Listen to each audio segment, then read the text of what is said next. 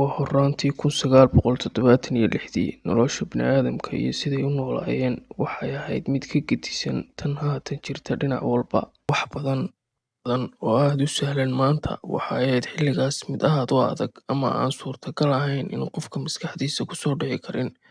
Isgaadhsiinta ugu fiican ee wakhtigaasi jirtay ama la awoodayay in la helo waxay ahayd taleefannada guryaha oo aad qaali ugu ahaa bulshada dhexdeeda.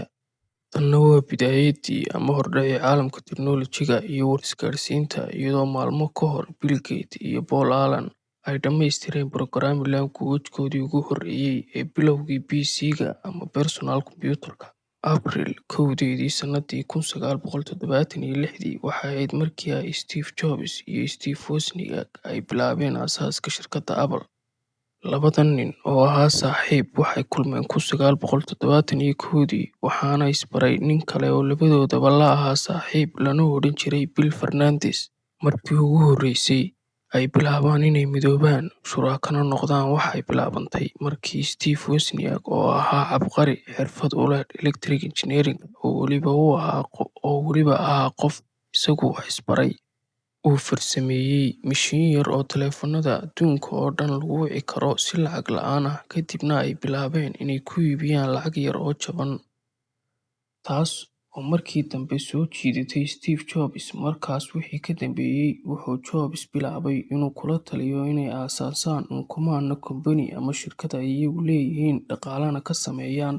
Iyadoo ahayd tiknoolajiyaddu mid bilow ah, kombuyuutarkii ugu horreeyay waxay ku farsameeyeen geerish ku yaalla xaafadda reerkii soo korsaday Steve Jobs, maadaama aanu midkoodna hayn wax kharash ah oo ay ku soo gataan wixii hardware ay u baahan yihiin, dabadeedna ay ugu farsameeyaan shaqadana u bilaabaan. Waxay ku fakareen inay ka soo amaahdaan wixii qalab ay u baahan yihiin dukaan gada qalabka electronics-ka lagu magacaabi jiray Karamat Electronics, taasi oo ahayd waddada keliya ee u furan. Waxayna ballan qaadeen inay ku soo celinayaan lacagta muddo 30 cisho gudahooda. Intaas wixii ka dambeeyay, waxay habeen iyo maalinba ku fogaanayeen guntigana u xidhan sidii ay u dhammaystiri lahaayeen kombuyuutarkan ay bilaabeen. Dadaal dheer iyo shaqo adag ka bacdi, waxay farxaddoodii u horreysay kowsatay markii ay dhammaystireen kombuyuutarkoodii u horreeyay uguna magac dareen Apple I. Qiimaha lacagta lagu gadayay ama markaasi lagu iibinayay waxay dhammayd $666, isla markaana wixii intaa ka dambeeyay waxay iska bixiyeen lacagtii lagu lahaa. Intaa wixii ka dambeeyay, waxay u guntadeen geeddi-socodka ay ku sameynayeen horumarkoodii si ay ugu tallaabsadaan soo saarista kombuyuutarkoodii labaad. Sannadii 1977 waxay ku guuleysteen inay soo bandhigaan kombuyuutarkoodii labaad, kaasoo la odhan jiray Apple II, oo qaab ahaan iyo muuq ahaanba ka duwan Apple I. Storage wax lagu kaydiyana waxa uu ahaa laba nooc oo kala ahaa cajaladaha yaryar ee wax lagu duubto iyo disk II oo ahaa floppy disk drive.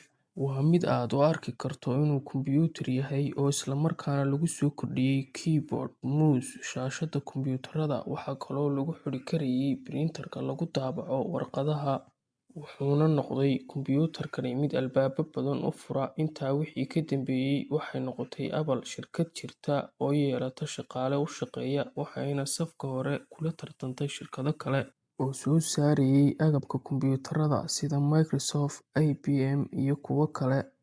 1984 oo ah sanadun ka hor markii ay Microsoft soo saartay Windows, Apple waxay noqotay shirkaddii ugu horreysay ee samaysa kombuyuutar leh operating system graphic user interface, oo macnaheedu yahay inaad klik gareyn karto wixii aad rabto.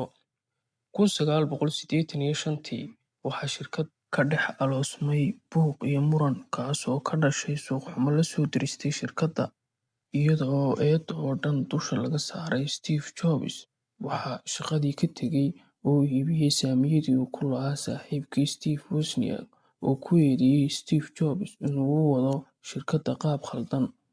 Kadibna kulan ay yeesheen saamileydii shirkadda ugu sarreysay, waxay cod buuxda ugu gacan taageen in Steve Jobs shaqada laga xayuubiyo, oo ahaa ninkii koowaad ee shirkadda aasaasay.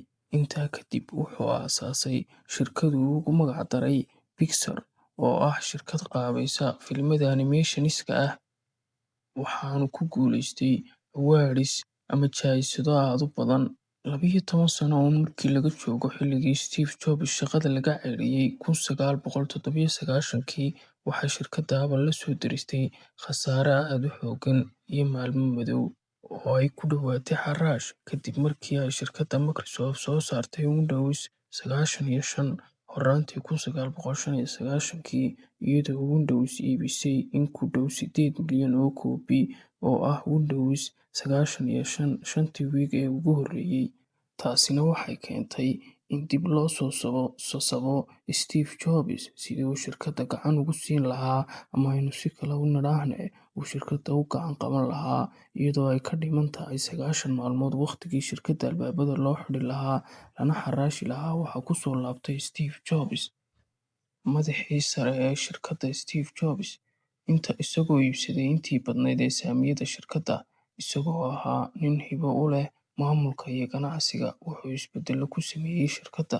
1998 oo ah hal guug kadib xilligii uu Steve Jobs ku soo noqday shirkadda, waxay Apple farsamaysay dabkana ka soo qaaday kombiyuutar cusub oo loogu wanqalay iMac, suuqana keentay, kaasoo noqday 1989kii kombiyuutarkii ugu fiicnaa uguna beecaama iibka badnaa gudaha dhulweynaha Mareykanka.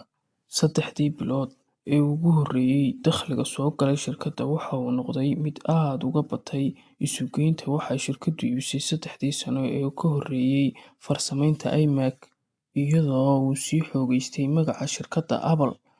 Bishii Tobnaad 2001, waxay shirkadda Apple iclaamisay iPad, oo ah device yar oo lagu shubo laguna dhageysto muusigga, wuxuuna noqday mid soo jiitay indhaha caalamka. Isla sanadka gudihiisa, waxay Apple soo saartay operating system cusub oo la yidhaahdo Mac OS X, oo ah mid aad loo qurxiyay loona naqshadeeyay, waxayna ahayd markii macaamiishii ku xidhnayd shirkadda Microsoft u soo wareegaan shirkadda Apple. 2 sano kadib, waxay Apple soo saartay kaydka muusigga ugu weyn adduunka, ama Music Library ee iTunes, oo markii ugu horreysay laga iibsaday 50 milyan oo heesood. Tan iyo markii uu Steve Jobs dib ugu soo laabtay shirkadda, waxay ku dhawaaqday guulo wax ku ool ah iyo korriin aan xad lahayn. Sannadii 2007, waxay Apple dhabbada u xaadhay ama ku dhawaaqday tallaabo cusub oo hor leh, ahaydna mid lama filaan ah. Waa bilowgii iyo aasaaskii taleefannada caqilka ah ama smartphone-ka, iyadoo fikirka iyo farsamada intuba ka soo maaxdeen Steve Jobs. Bishii Juun ee sanadii 2007, waxay Apple iib keentay taleefankeedii ugu horreeyay iPhone, kaasi oo noqday mid soo jiitay shucuurta ama indhaha dadyowga adduunka. 3 bilood ee ugu horreeyayna, tirada moobillada ay iibiyeen waxay gaadheen 1.4 iPhone.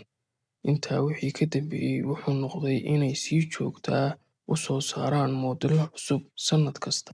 Sannadii 2011, waxay Apple ku dhawaaqday in madaxii sare ee shirkadda, Steve Jobs, uu kansar u dhintay, oo ahaa aasaasihii shirkadda, lahaana dhisaynka iyo fikradda waxay soo saarto shirkaddu.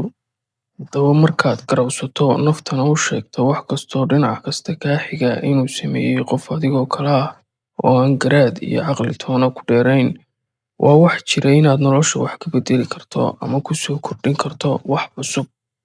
Haddaba, tani waxay tusaale cad u tahay, kana marag kacaysaa guusha, horumarka iyo isbeddelka qofka bini'aadamka ah inay tahay mid ku xidhan naftiisa.